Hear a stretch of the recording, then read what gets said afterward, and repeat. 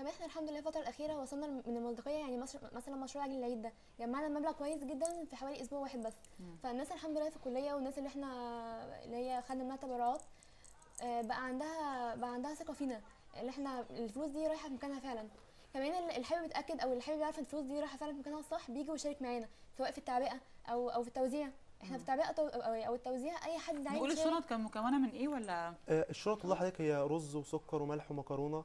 ده مثلا شنط رمضان. هل دي شنط خيريه طول السنه ولا كانت في رمضان بس؟ لا مش في رمضان بس، ما الدليل على كده احنا نزلنا بعد الثوره ونزلنا تاني بعد يعني الميد ترم اللي هو يعني بعدها بشهر او حاجه، بعدها بفتره قليله جدا. يعني خلصنا بس دوبك الدراسه ونزلنا الميد ترم بتاعنا ونزلنا، وبعد كده منزلين بشنط رمضان، وبعد كده عملنا مشروع تاني مشروع بقى تعليمي كان بمساعده اسر الكليه، وشنط رمضان برضو كانت بمساعده. ده اللوجو بتاع الفريق؟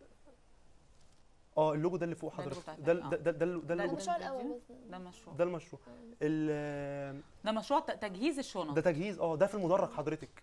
ده في مدرج نون بتاع مدني.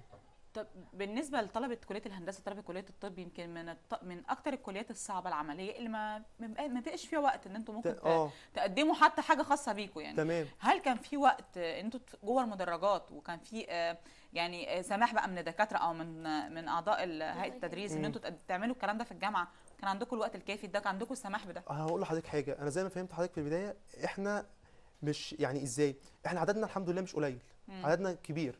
فمثلا الانفو اللي بيقف عليه 2، فاصبح كده مثلا الفتره الاولى هيقف الاثنين دول، الفتره الثانيه هيقف الاثنين دول، الفتره الثالثه هيقف الاثنين دول. طب المدرجات في ناس فاضيه في الفتره دي هيطلع يتكلم في مدرجه، لان هو مثلا من قسم كهرباء فيطلع يتكلم في كهرباء، انا من مدني مثلا فاطلع اتكلم في مدني، واحد تاني في كيمياء يطلع يتكلم في كيمياء كذلك. فهي دايره مغلقه ما بين لجنه الماركتنج، هي اللي بتتم تقسيم الحاجات دي. ومش شرط انا مثلا ماسك، انا في شباب عيب بالخير ماسك التنسيقات، ممكن هو يطلبني ان انا اصلا في قسم كهرباء، فيجي يقول لي محمد لو سمحت مثلا الفتره الثانيه انزل عندك في المدرج اعمل كذا، فبنزل بقول الفكره وبعرضها، فاصبح في تنسيق. طالما في الموضوع في تنسيق يبقى لا يضر في الدراسه. يعني ما فيش واحد شغال لوحده، يعني كلنا شغالين مع بعض. عدد المشتركين المنضمين للجروب قد ايه؟ حوالي 80. في بدايه كان العدد 80 بدا يبقى في تزايد الحمد لله، وصل لغايه 80 دول الناس ما بين بقى منسق، ما بين موزع، ما بين في متطوعين. في ناس تقول لك انا عايز اجي على التوزيع بس، في ناس ثانيه بتقول لا انا عايزه ابقى اخش كعضو في لجنه، حسب ما هم عايزين. تاني حاجه بس انا حابب اوضحها، ان احنا في مشروع، في بقى مشروعات تعليميه تم عملها. المشروعات التعليميه اللي تم عملها، عملنا طبعا كان الناس نزلنا في القرى، فلقينا ان الناس اولا جهل، ما عندهمش قوت يومهم ان هم يجيبوا حتى شنطه مدرسه ولا حاجه. فعملنا مشروع بالمشاركه مع الاسر في الكليه، وجمعنا حوالي 200 شنطه ونزلنا وزعناهم على الطلبه المحتاجين. شنط مدارس فيها كراسات وادوات كامله متكامله، فبدانا نوزعها. هي دي شنط؟ لا دي شنط رمضان. يعني انتوا بيتم دراسه للاسره، او بيبقى في طبعا جلسه مع الاسره بيتعرف من خلالها من الاسره ايه متطلبات هذه الاسره. انا حاجه كمان، يعني مثلا في موضوع شنط المدارس، حد مننا راح مثلا لمدرس اعدادي، مثلا مدرس اعدادي اولى اعدادي، واعرف منه طالب اولى اعدادي ده بيحتاج كشكول قد ايه، بيحتاج مثلا كراسات رسم قد ايه. وفعلا لما جينا عملنا شنط يعني بتروحوا مدرسه الطالب، بتعرفوا الطالب ده مين وبتروحوا مدرسه. بنروح يعني احنا بنروح وبنتعامل وبنعرف الطالب ده في سنه كام. وهل بيتم معرفه برضو الحاله الاجتماعيه للطالب من خلال المدرسه؟ لا مش من خلال، انا هقول لحضرتك حاجه، البيت بعد البيت، ما ده اللي بنتكلم فيه، المصداقيه. ان مش اي بيت ممكن يكون صادق، خصوصا في طبقات معينه يعني. صح. فممكن يكون في زياده في معرفه الحاله الاجتماعيه لهذا الطالب من خلال المدرسه. برضو المدرسه بيكون ليها رؤيه اخرى. انا هقول لحضرتك حاجه، اولا احنا لما بنيجي ننزل البيت مثلا، يعني انا هقول لحضرتك حاجه، بيت عشه يبقى محتاج ايه؟ يعني لما انا انزل بيت وام بتدعي بس تقول لي يا ابني اي حاجه لابني، وهو عباره عن عشه، ونيجي والناس كلها بتشهد لهذا البيت.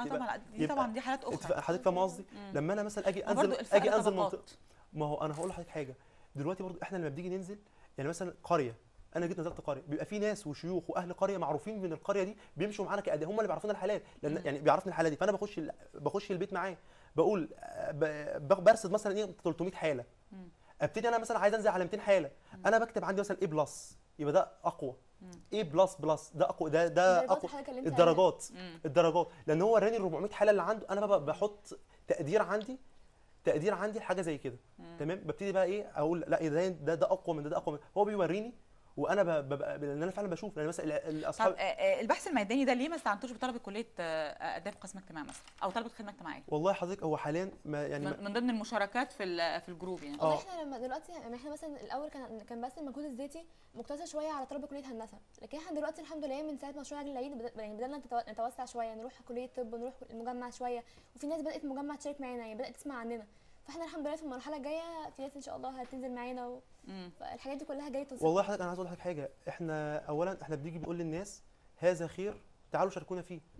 احنا لا نعترض على اي شيء طالما في نطاق وحوار متبادل بيننا وبين اي حد. تعالوا ساعدنا، هذا ثواب. بالعكس ده اللي رمى البذره بياخد ثواب اللي بيعملها.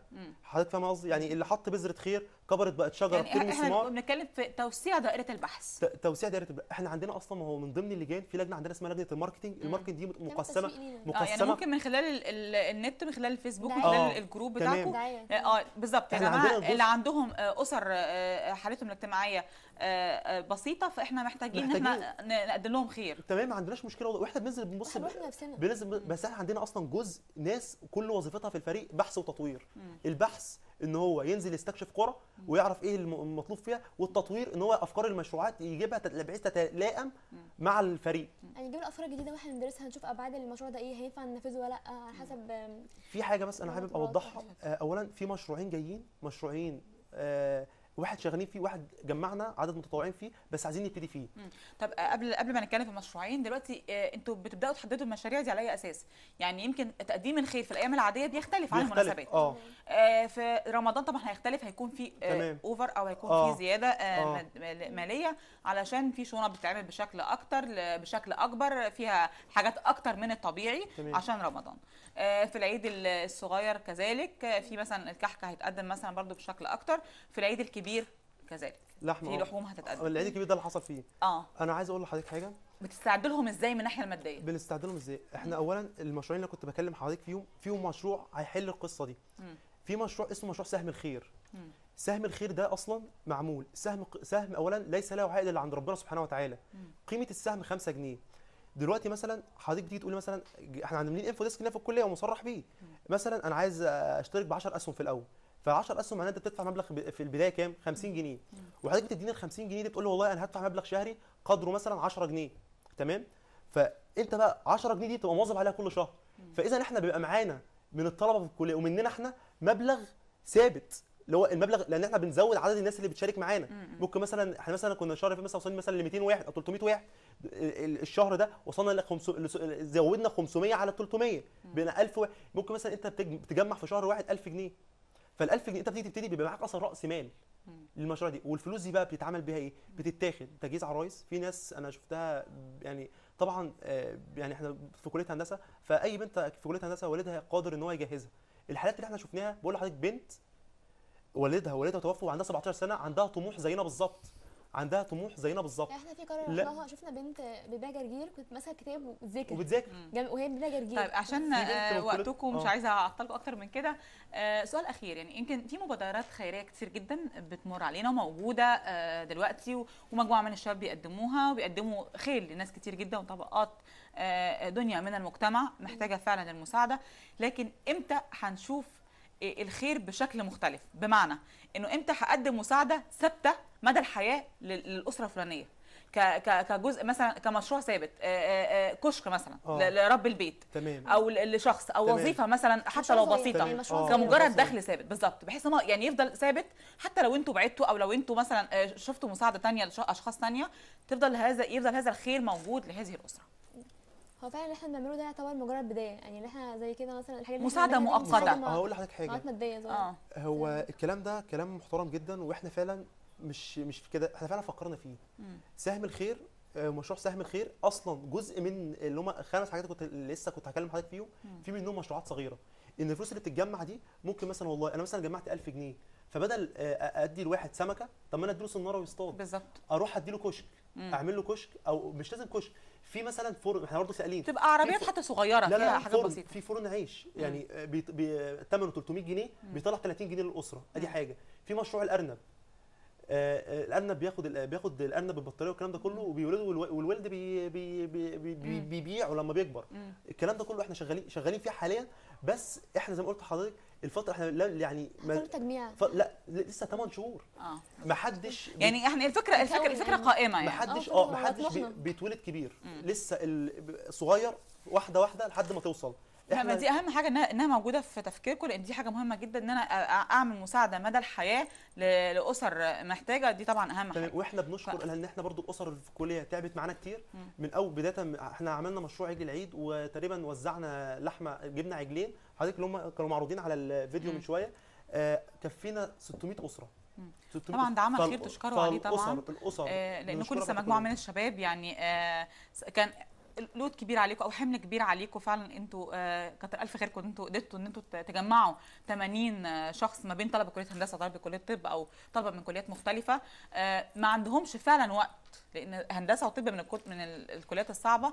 لكن الخير بيتواجد في اي وقت. الخير صاحب الخير غصب عنه بيفضي نفسه علشان يقدم الخير. بشكركم جدا على الفقره دي مهندس محمد فؤاد ومهندسه رحاب منصور.